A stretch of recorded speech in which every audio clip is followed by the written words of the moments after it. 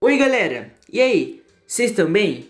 Esse aqui é o trabalho de atletismo em formato de vídeo da equipe 4, que é composta por Felipe Dias, Giovanna Rebeca, Carlos Eduardo, que sou eu, Pedro Armstrong, Rafael Camilo e Raíssa Abreu.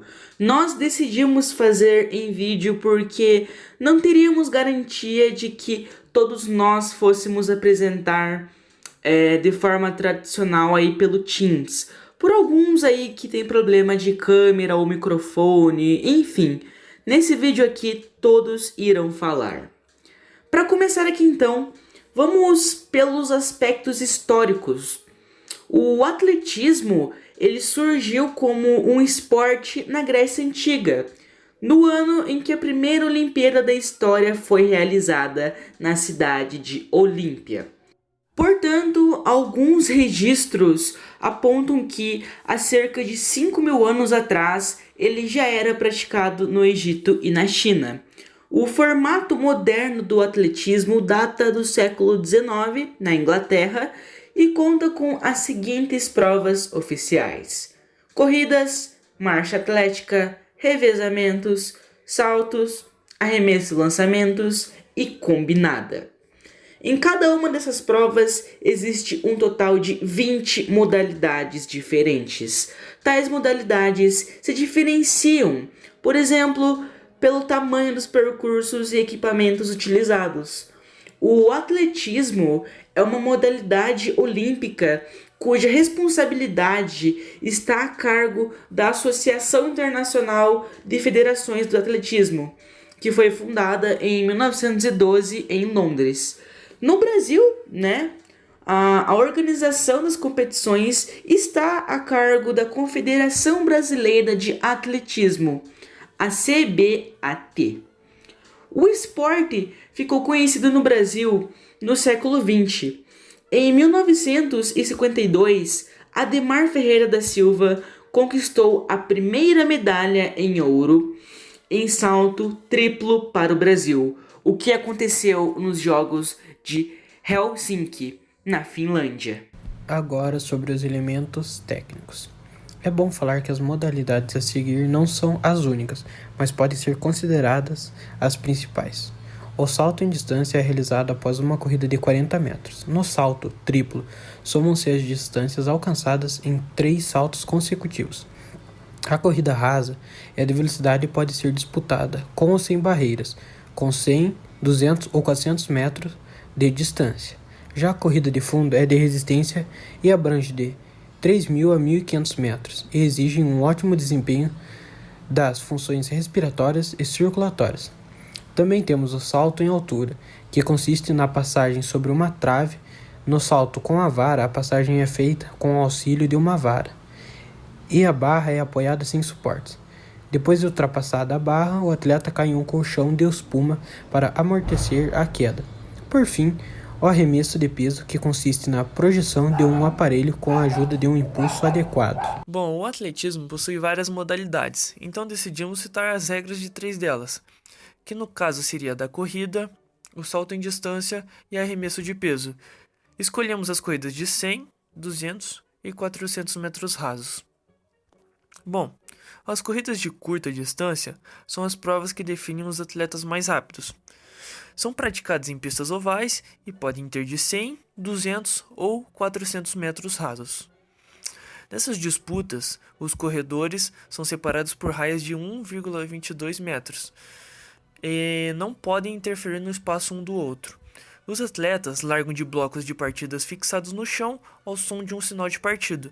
Caso tenha um tempo de reação inferior a 0,1 segundos, o competidor será desclassificado por largada falsa.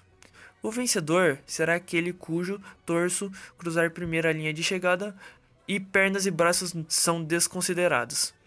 Caso não seja possível determinar o vencedor a olho nu, é usado o sistema chamado photo finish para determinar o campeão.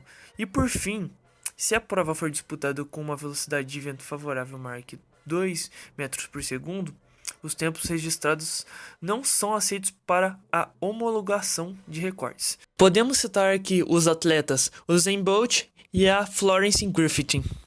Já no salto em distância, temos as seguintes regras. Após uma corrida até a marca de sinalização no chão, os atletas saltam em direção a uma caixa de areia. E a marca deixada na areia é usada para medir o salto, sendo considerada a distância entre a linha de impulso e o ponto mais próximo da marcação na areia. Caso o atleta pise na linha de impulsão, que fica no ponto final da tábua de impulsão, o salto será inválido. E claro, por último, os atletas têm 6 saltos por competição. Os 3 primeiros saltos podem ser usados para a definição dos 8 finalistas, que terão direito a mais 3 tentativas para definir o vencedor. E nessa modalidade, nós podemos citar os atletas Mike Powell e Keila Costa. Por fim, temos o arremesso de peso, do qual são as regras. No arremesso de peso, a bola masculina pesa 7,26 kg com cerca de 12 cm de diâmetro, enquanto a feminina tem um peso de 4 kg e mede aproximadamente 9 cm. O arremesso é feito a partir de uma área circular com diâmetro de 2.135 metros. A regra determina que o arremesso deve ser feito sempre acima da linha do ombro e o atleta só pode deixar o círculo de lançamento depois que a bola tocar ao chão. Caso contrário, o arremesso será inválido. A marca obtida em cada arremesso é medida a partir do primeiro local onde o peso bate no chão, dentro de um setor pré-determinado com 35 graus de abertura.